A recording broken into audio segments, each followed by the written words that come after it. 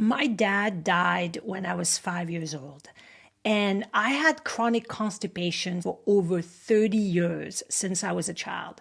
So today I'm going to share my story and journey dealing with this chronic disorder and how I overcame it. Chronic constipation affects approximately 20% of the world adult population.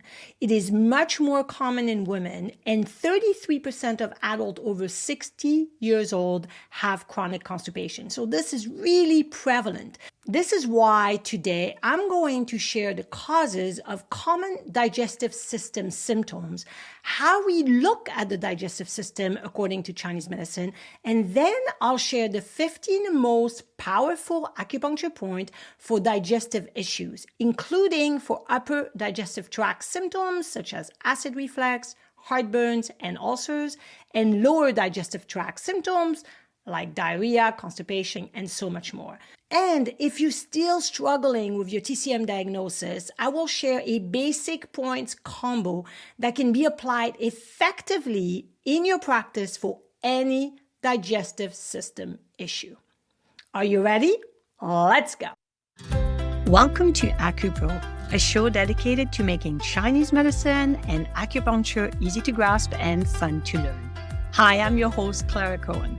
I support practitioners and students like you in changing the world one patient at a time.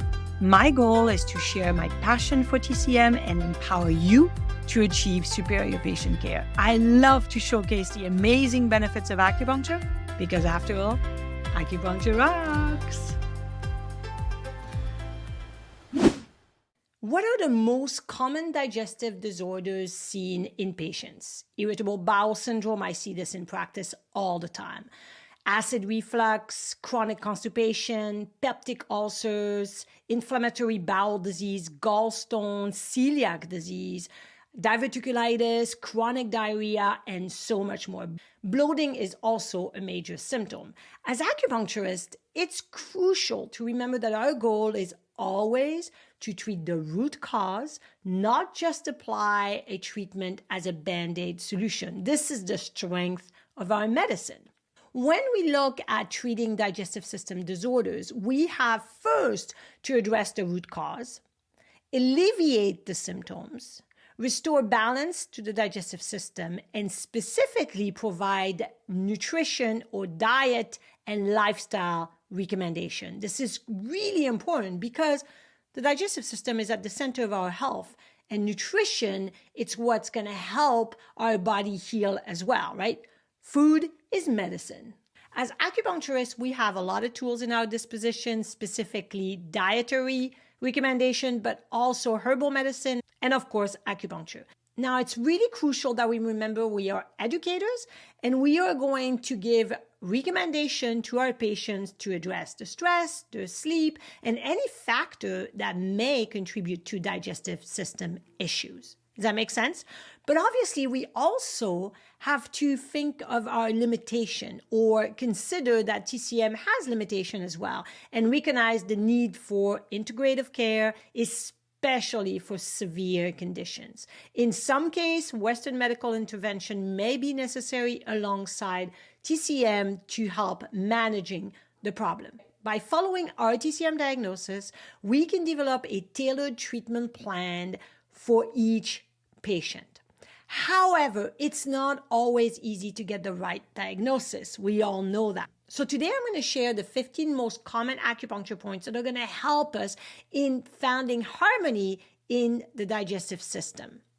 Before we start, let's talk about causes because we always have to look for the root cause of the problem, right? Now, pathogen invasion, bacteria, viruses, parasites can cause long-term chronic digestive issues.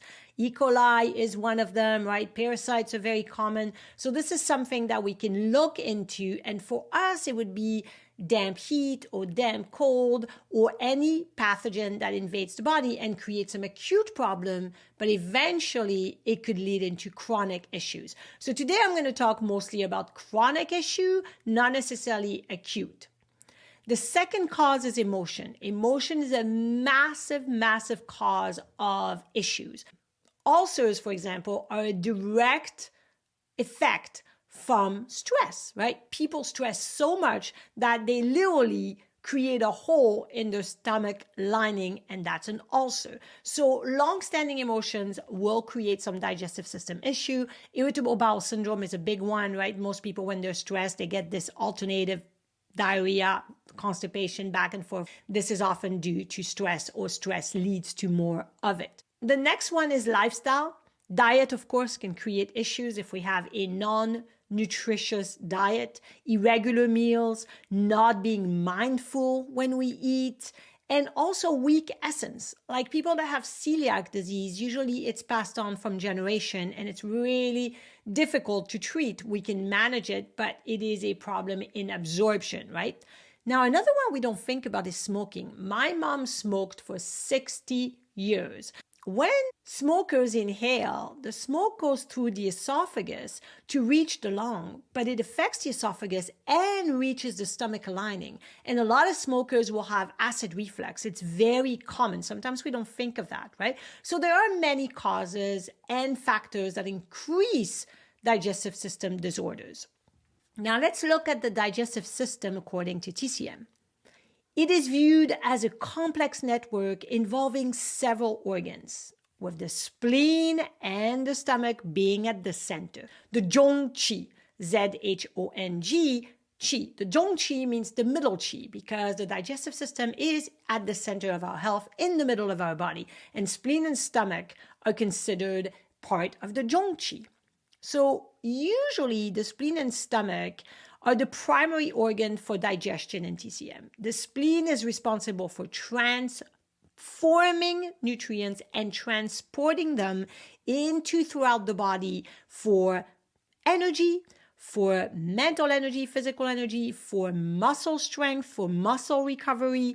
It literally distributes nutrients everywhere for clear thinking in the brain. And the spleen also manages dampness in the body, specifically water metabolism in the digestive system. Now, the stomach, its counterpart, works in tandem with the spleen to receive the food, breaks it down, ripen and rottens the food, breaks it down for the spleen to further filter. Does that make sense?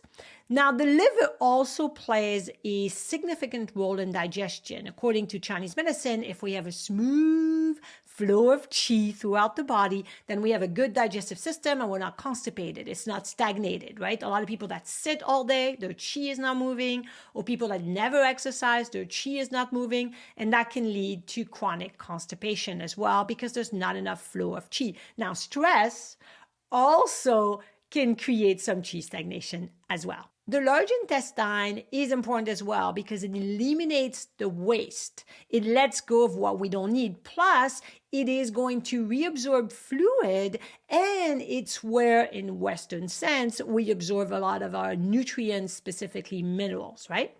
Now, the small intestine in TCM involve more separating the pure from the unpure or turbid substances that are body fluid. So this is more related to body fluid. The small intestine will separate the good body fluid so the spleen can redistribute it all over the body with the lung. And then the fluid we don't need, which is the turbid one, it will be sent further down to the bladder, which will excrete it as urination. The last one is the gallbladder. The gallbladder aids in digestion of fats, so it's really important as well. So yes, I get this question all the time. What happened if the gallbladder was taken out? The physical organ is gone, but the energy is still there. However, it means that the whole gallbladder system in TCM is a little bit weaker because it is missing that physical entity. Now, we also have to remember that earth, spleen and stomach, in the 5-element theory, is the mother of metal, lung and large intestine. So there's a big connection there from the digestive system and the immune system. This is why we have our probiotics, our prebiotics in the gut, in the large intestine. If we have a strong digestive system, we should have a really strong immune system because earth generates metal, or the digestive system, spleen and stomach, generates lung and large intestine, right? This is a really good connection. So now that we understand how TCM sees the digestive system, we are going to use the acupuncture points specifically of the stomach, of the spleen, of the liver, of the gallbladder, right? Of all those entities we just discussed, which makes sense. So let's start with general treatment. This is a powerhouse point combination that you can use for any digestive system disorders. Upper digestive tract, lower digestive tract, it doesn't matter. It will help and make a difference. It will be better if you have a TCM diagnosis and follow it. But you can start with stomach 36 because it's the commander point of the digestive system and the immune system as well. So it really reinforces the gut. Spleen 6 because it's a crossing point of liver, kidney, and spleen meridian. The spleen is in charge of digestion, so spleen 6 is great. But if the digestive system has been weak for many years, then kidney could be affected. And if there is a lot of stress or liver qi stagnation, then spleen 6 also crosses the liver. So this is a very powerful point, specifically if there is digestive system issue caused by long-standing emotional stress. The third one is liver 13. Liver 13 is the front move point of the spleen, and it's the influential point of the zong organ. So it's fantastic when it comes to digestive system issues. So your three general points are going to be stomach 36, spleen 6, and liver 13. Perfect to be the foundation of our digestive treatment, regardless of your specific diagnosis. Are you an acupuncture student feeling overwhelmed by the vast TCM knowledge required for exams and boards? You're not alone. I remember those crazy exam days back in 2003, and yes, the struggle was super real. This is why I created a powerful exam prep tool designed to boost your confidence and ensure your success. You are going to love AcuExam's Made Easy PDF. It is a comprehensive collection of over 400 multiple choice questions to help you prepare with confidence. What sets this quiz PDF apart is the inclusion of not only relevant questions, but detailed explanation to reinforce your understanding, because memorizing is not enough. And this game changer tool has over 60 video links allowing you to revisit key concepts for better comprehension. So don't settle for exam anxiety. Grab your copy of AcuExam's Made Easy PDF today and write your exams with confidence. So click the link in the show notes or go to my website, AcuProAcademy.com, and click the shop tab on the menu bar. You won't regret it. Now let's look specifically at the upper digestive tract. GERD, or gastroesophageal reflux disease, is estimated to affect 20% of the population in Western countries. So really, this is something we see in practice a lot. I see a lot of people with acid reflux, heartburn, nausea that is chronic, specifically with a lot of anxiety, right? This is so common. Let's talk about this in TCM perspective. It is a stomach qi rebelling, right? The stomach qi is going the wrong way. So what are the best points when it comes to stomach qi rebelling? We can have stomach heat. And I have an entire video on stomach heat, on how to distinguish stomach heat versus stomach fire. In that video, I discussed the whole treatment and how to really differentiate stomach heat and address it. The 5 points I'm going to mention right now are the key acupuncture points for the upper digestive tract in general. Number 1, liver 14. Liver 14 is excellent for upper digestive discomfort, specifically nausea, gallbladder pain, acid reflux, and vomiting, because it's the front move point of the liver, as in the liver organ. And the liver organ is really going to be affected if we have a nutrition or a diet that is not healthy for many years. Is going to make the liver work so hard that it's going to become very toxic, or we can have a fatty liver. So liver 14, fantastic to start with. Number 2 is REN 12, because it's the front move point of the stomach. It's really beneficial for acid reflux, indigestion, nausea, vomiting, of course, and stomach pain in the area because it's located where the stomach is. It's also the influential point of the fu organ. So the fu organ are in charge of digestion. So this is a really key point to help when there's digestive system issue, specifically of the upper digestive tract.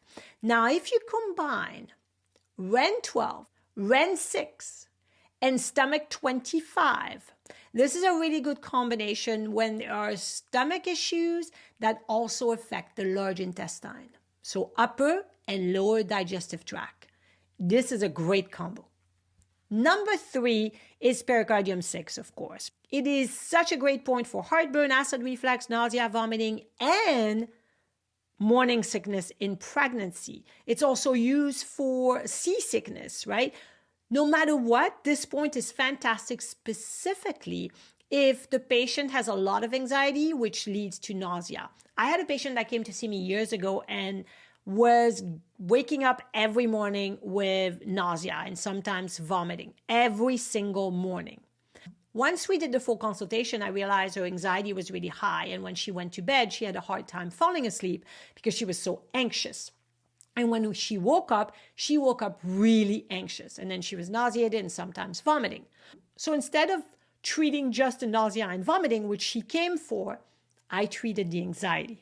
So pericardium 6, of course, was part of the treatment protocol, but her diagnosis was heart and spleen blood deficiency with some liver qi stagnation, which created the stomach qi rebelling or the nausea.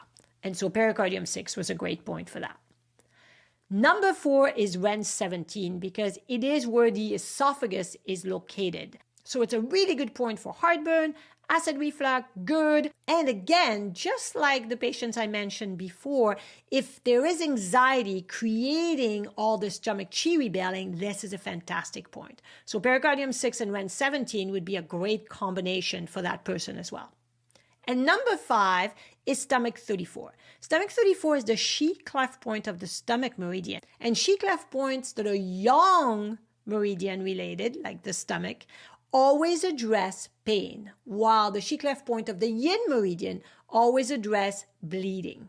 Okay? So stomach 34 is really good for acute stomach pain. If there's a lot of cramping and spasm in the stomach, you can do stomach 34. Patients can acupressure it, you can needle it, and if they don't want to be touched on REN 12 because it's too sensitive, this is a great distal point to help with the pain. Now you could add up Li4 because large intestine 4 is the best point when there's any pain anywhere in the body as well, right? You can combine those points. So the 5 key acupuncture points for upper digestive tracts are liver 14, REN 12, pericardium 6, REN 17, and stomach 34. Now let's look at the lower digestive tract.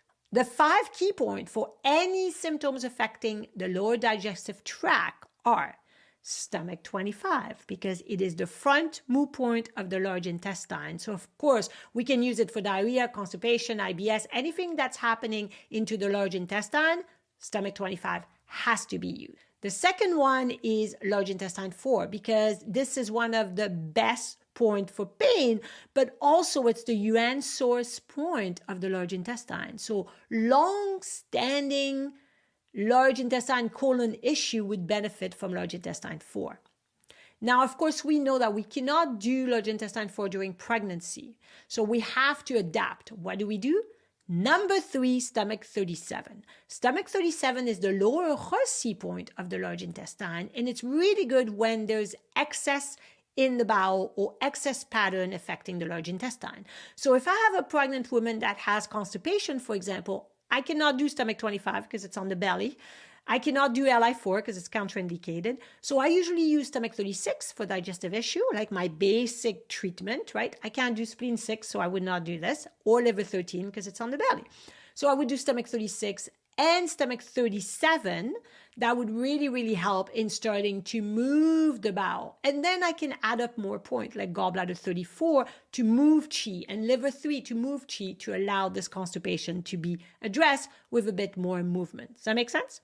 So number 1, stomach 25. Number 2, large intestine 4. Number 3, stomach 37. Number 4, spleen 3. Because spleen 3 is the yuan source point of the spleen, and it is in charge as a function of transforming and transporting the nutrients, which is the main function of the spleen. If the patient has malabsorption issue or food sensitivities issue, we want to do spleen 3. And number 5, you know it was coming if you've listened to me before or watched any of my videos, is stomach 40, my favorite point of all acupuncture points. Stomach 40 is the luau connecting point connecting the stomach to the spleen. So if there is issue of the digestive system, specifically if there is a lot of indigestion, phlegm, and a lot of nausea, that really is affecting both the spleen and stomach, stomach 40 is great. On top of it, stomach 40 is great to help balance blood sugar. I use this during pregnancy to try to balance blood sugar so we do not get gestational diabetes for pregnant women. Stomach 40 is one of the best points for phlegm and metabolic issues. So we have to use this if there is diabetes type 2, for example. Not type 1, but type 2. Stomach 40 totally rocks.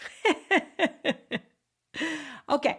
The best combo when it comes to lower digestive tract issue is the digestive diamond, which is REN 9, REN 6, and stomach 25. These points are perfect when we are not sure of our diagnosis, but we want to address the digestive system issue. Of course, we cannot do this during pregnancy, but for everybody else, this is fantastic. One of my favorite things to do. Now, at the beginning, I started this podcast by talking about how my dad died when I was 5 years old. I know what you're thinking. Oh, poor Clara, this is so sad. But I never felt sad.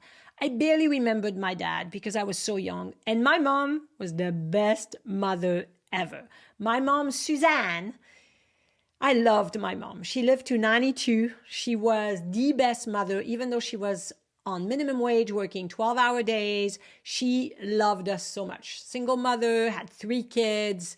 And we didn't have any money, but we laughed a lot because my mom was very funny. So being a single mother, obviously for her was not easy, but she taught me great values, great lessons. And I think she did an amazing job raising me.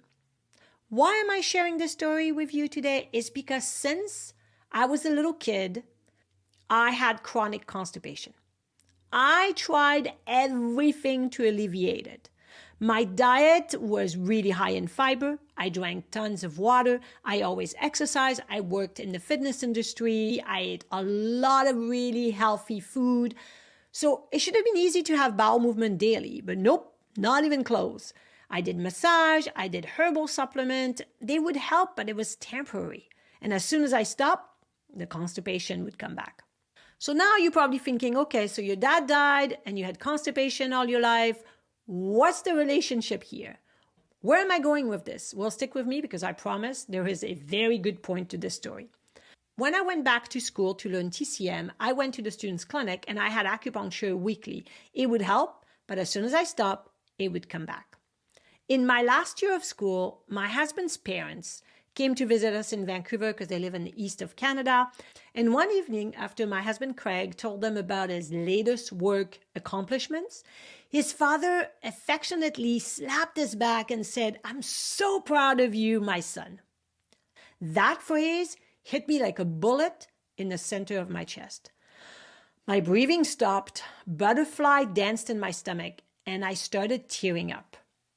I quickly excused myself and I left the room. I realized the voice in my head said to me, "No father will ever say that to you." That sentence that my father-in-law said, "I'm so proud of you, my son," I realized I would never hear that from a father. I had no idea that I carried this for many years. I was about 35 years old, and it's the first time I went to see a counselor to help me make sense of this. Until that point, I had never thought growing up that not having a dad was an issue because I love my mom. Well, apparently, I had repressed emotions. Duh! We know that in TCM. It's very common, right?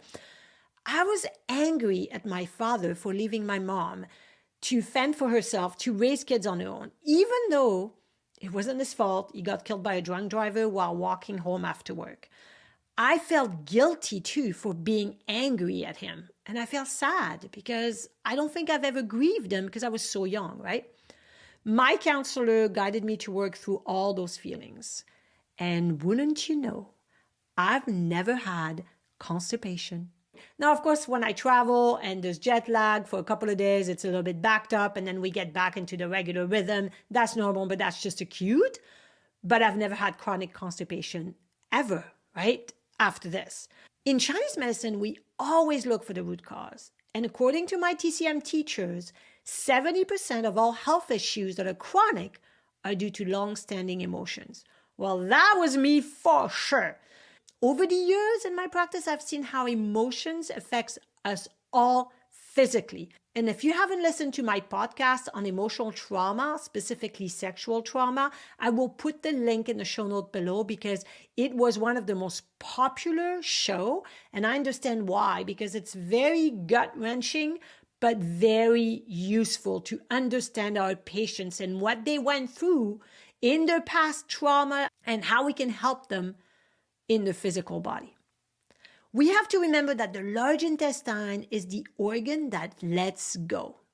Once I let go of my feelings regarding my dad, my bowel was happy again. If the cause of chronic long-standing constipation is not constitutional, and it's not due to diet or no exercise, then we have to look for the repressed emotion because often that is the culprit. By the way, I have a colorful PDF with all the TCM pattern for constipation, with all the acupuncture point and treatment protocol and diet for those specific pattern. It's completely free. I'll have the link for you in the show notes as well. Now let's talk about the basic points for constipation. First of all, large intestine 4, of course, unless it's due to deficiency, and we might not want to put it. Ren 9, Ren 6, and stomach 25, that digestive diamond has to be there. Stomach 36, of course, has to be there because it's the digestive system, right? But the best point for constipation is Sanjiao 6. You can also do stomach 37 if it's excess. If it's deficiency, like yin deficiency constipation or blood deficiency constipation, then kidney 6 is a better point, while stomach 37 is a better point when there's excess, like liver qi stagnation, excess heat, excess damp, blood stasis, etc. Make sense? Those are the best points when it comes to moving the bowel. Now let's look at the opposite, diarrhea. There are many disorders that have diarrhea as their main symptoms. I have a blog post on ulcerative colitis. I will put that in the show note as well if you've never read that post. And I talk about what are the best food for this specifically and how to address colitis according to TCM. Yeah, nobody likes to talk about this, but most of us have had some acute diarrhea. Today, I want to talk about chronic diarrhea because it can be a nightmare for those patients who experience it many, many times every day. Back when I was in TCM school, I barely could contain myself on the first day of clinic observation. I was so excited. Finally, I was going to see my teachers in action, right? Using TCM to help those people. Our first patient's chief complaint was chronic diarrhea. As our clinic supervisor went through the consultation, I felt so sad for this poor woman. She had been dealing with this issue for over 8 years. She had quit her job as a teacher because the emergency diarrhea attacks happened daily at random times, so she couldn't work anymore. On the way to the clinic, her husband mapped out all the public bathrooms they could use just in case she needed to go. She had done all the tests, bacteria, viruses, parasite, colonoscopy, endoscopy, blood tests, etc., stool samples, but the doctors could not figure out what caused it. They gave her medication to manage it. Our teacher, our brilliant TCM teacher, diagnosed her with spleen Qi deficiency leading to yang deficiency, and she created a treatment plan that included acupuncture twice a week, a custom herbal formula, and a very bland diet made of sweet potato, yams, salmon, squash, cooked eggs, stews, and bone broth. Within 2 weeks, she started having soft stools 4 times a day, no emergency. Then 1 month into the treatment, she had 2 bowel movements per day. And listen to this, they were formed stools. Wow, I was so impressed by my teacher. She was a genius to me. So over the next 4 years, I truly studied under her. She was my gynecology teacher as well, and this is why probably I'm really passionate about women's health. My goal with her was to absorb her knowledge so one day I could really replicate what she does the best of my ability. Because I saw how she changed patients' life, she totally rocked. And so I wanted to be able to do that as well. Over the years in my practice, I've seen many people with chronic diarrhea as their common symptoms. So in general, when it comes to diarrhea, again, if it's chronic, we can have many patterns, right? It could be due to liver qi stagnation, overacting, over-controlling spleen, creating spleen qi deficiency. It could be spleen qi deficiency by itself or with dampness. It could be spleen or kidney yang deficiency. No matter what, you could still do the digestive diamond, stomach 25, Ren 9, Ren 6 as your basics, right? Now, because diarrhea is watery, that means dampness or excess body fluid, we have to do spleen 9. That's one of the best points.